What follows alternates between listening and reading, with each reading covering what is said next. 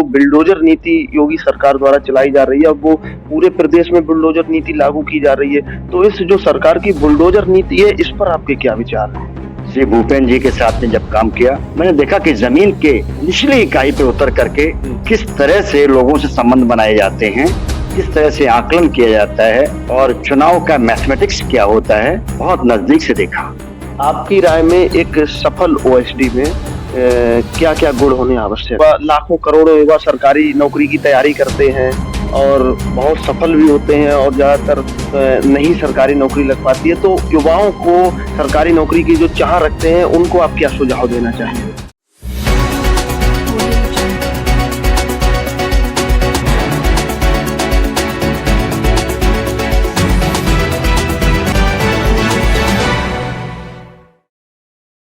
नमस्कार, मैं राहुल अवस्थी और आप देख रहे हैं न्याय तक। वैसे तो आपने हमारे साथ कई राजनीतिक हस्तियों का इंटरव्यू देखा होगा, लेकिन आज हमारे साथ एक बहुत ही ज्यादा खास शख्सियत सर हैं। आप कीर्ति शंकर अवस्थी जी हैं और आपने कई राजकीय स्तर पर डीपीआरओ समेत कई राजकीय स्तर के पदों को सुशोभित किया है और आपने केंद्रीय मंत्री महेंद्र नाथ पांडे के आप ओएसडी भी रहे हैं, वहीं आप भूपेंद्र चौधरी के भी ओएसडी रहे हैं और आप कैबिनेट मंत्री नंद गोपाल नंदी का भी कार्य देख रहे हैं। सर, आपका बहुत बहुत स्वागत है। धन्यवाद। सर, हम जानना चाहेंगे कि आपका जो प्रारंभिक जीवन था, आपकी शिक्षा दीक्षा वगैरह थी, क्या रहा? आप उनके मुख्य जो पहलू है उन पर एक प्रकाश डालें प्लीज। जीवन के प्रारंभिक काल में ग्रामीण स्तर पर शैक्षिक दशा मैंने अपनी पूरी की जी और नगरीय शैक्षिक स्तर हमारा इंटरमीडिएट के बाद में प्रारंभ हुआ। जी ग्रामीण और नगरीय दोनों संस्कृतियों को मैंने बहुत ही नजदीक से जिया है। प्रत्येक कक्षा में प्रथम श्रेणी उत्तीर्ण करने के बाद सबसे पहले मैंने डिग्री कॉलेज में अध्यापन कार्य प्रारंभ किया जी और अवध यूनिवर्सिटी फैजाबाद में BNKV पोस्ट ग्रेजुएट कॉलेज में मैं ज्योग्राफी विषय का प्रवक्ता रहा हूँ। इसके बाद में मैंने वहां से रिजाइन करने के बाद में रिजर्व बैंक का कार्य किया। उसमें मैं 4 वर्ष तक कार्य करने के बाद में PCS 84 बैच से उसके अकाउंट्स ग्रुप में सिलेक्शन के बाद मैंने 4 वर्ष कार्य किया। इसके बाद में 87 बैच PCS से एलाइड ग्रुप में सिलेक्शन के बाद में जिला पंचायत अधिकारी के पद पे कार्य किया। उसके बाद में डिप्टी डायरेक्टर और ज्वाइंट डायरेक्टर पंचायत के पदों पे कार्य किया। इसी बीच में प्रतिनियुक्ति पर भी कई जगह जाकर कार्य किए।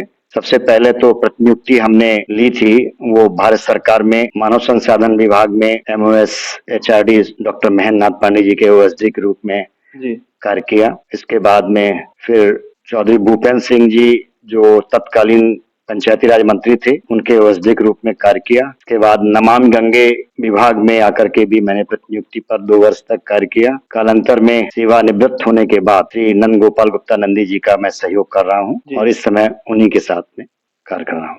तो आपने कई बड़ी बड़ी हस्तियों, राजनीतिक हस्तियों के साथ सर काम किया है।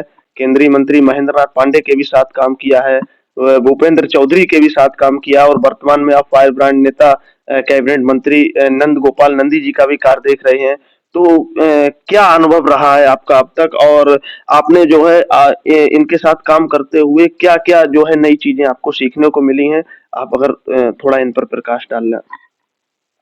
एकदम पृथक व्यक्तित्व के धनी तीनों ही एक समाज के कर्णधार पुरोधा के रूप में कहें तो तीनों हस्तियां अपने आप में बिजोड़ रही हैं। सर्वप्रथम तो मैं कहूंगा कि शांत, गंभीर, विनम्र, सर्व समाज समावेशी, धैर्य पूर्वक सबको सुनने वाले मितव्ययी डॉक्टर महेंद्र नाथ पांडे जी से मैंने जो सीखा है वो मेरी जीवन की बहुत बड़ी पूंजी है।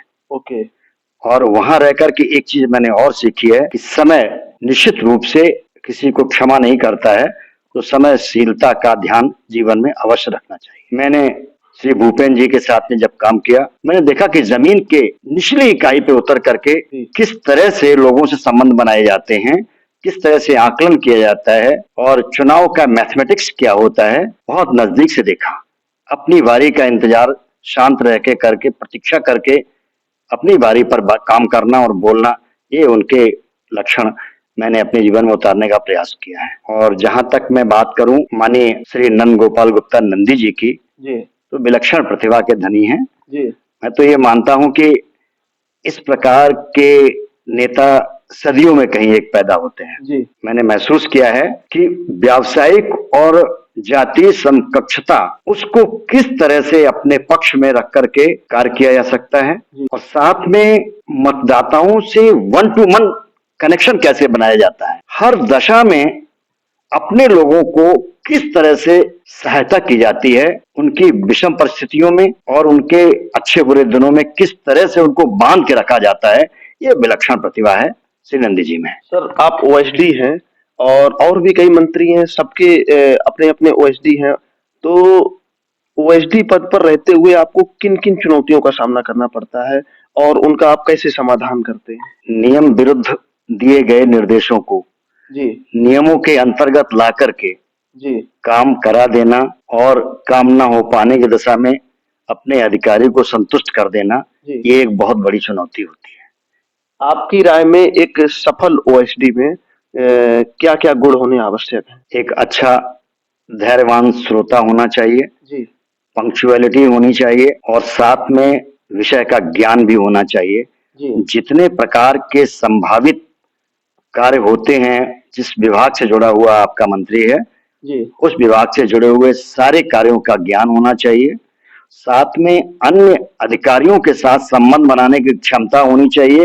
जी, मधुर संबंध बना करके अपने कार्य कैसे कराए जाएं, इसका पर्याप्त अनुभव होना चाहिए और विपरीत परिस्थितियों में चुप रह करके आदेशों का पालन करना आना चाहिए। ये बहुत आवश्यक गुण होते हैं किसी भी ओएसडी के रूप में, जो कि ऑफिसर ऑन स्पेशल ड्यूटी होते हैं। जी, सर्वोपरि ये है कि राष्ट्र के हित को ध्यान में रखते हुए जो मौलिक सिद्धांत है एक अधिकारी के, उसकी मर्यादा से कभी च्युत नहीं होना चाहिए और इसके साथ ही अपने स्वामी के सारे हितों को किस तरह से साधना चाहिए विपरीत परिस्थितियों में, यह स्वभाव एक ओएसडी के अंदर होना चाहिए। आज भी सर आपने देखा होगा लाखों करोड़ों युवा सरकारी नौकरी की तैयारी करते हैं और बहुत सफल भी होते हैं और ज्यादातर नहीं सरकारी नौकरी लग पाती है, तो युवाओं को सरकारी नौकरी की जो चाह रखते हैं उनको आप क्या सुझाव देना चाहेंगे? देखिए, सरकारी सेवा का स्कोप जी, 5% से भी कम लोगों के लिए होता है। जी, तमाम सरकारी नौकरियों को भी आप देख लिया है जोड़ करके, तो शेष लोग क्या करें? तो निश्चित रूप से हमें इसमें वर्गीकरण करना चाहिए कि हर एक विद्यार्थी को अपनी दक्षता, क्षमता का अनुमान लगा लेना चाहिए कि वो किस पद के योग्य अपने आप को पाता है। जी, यदि उसको लगता है कि मैं सरकारी सेवा में इन पैमानों को पार कर जाऊंगा, उसके अंदर दक्षता है, तभी उसको कंपटीशन में आगे बैठ करके जाना चाहिए, वरना वैकल्पिक बहुत सारे ऐसे कार्य हैं जीवन यापन के लिए, रोजगार के लिए, उस ओर भी करना चाहिए क्योंकि हमारी सरकार ने अब बहुत सारे ऐसे विकल्प दे दिए हैं जो सरकारी सेवाओं से कहीं बेहतर भी हैं। इसलिए सभी को अंधी दौड़ में सरकारी सेवाओं की ओर नहीं जाना चाहिए। जी, इससे एक तो व्यक्ति को बाद में हताशा, निराशा मिलती है, प्लस समाज को सही दिशा में जाने से वो एक प्रवाह रुक जाता है। मैं इस संबंध में 2 सुझाव देना चाहूंगा। एक तो सुझाव ये है कि जो हमारी शिक्षा पद्धति है, जी, इसमें एक आमूल-चूल परिवर्तन की अभी भी आवश्यकता है। जी, कहने को ये बड़ी बात लगती होगी कि हमारे बहुत सारे विद्वान लोगों ने मिलकर के बहुत परिवर्तन कर दिए हैं शिक्षा पद्धति में, लेकिन अभी भी उसमें गुंजाइश है। जी, हमारा ये मानना है कि इंटरमीडिएट तक तो बच्चों को सामान्य शिक्षा सबको मिलनी चाहिए।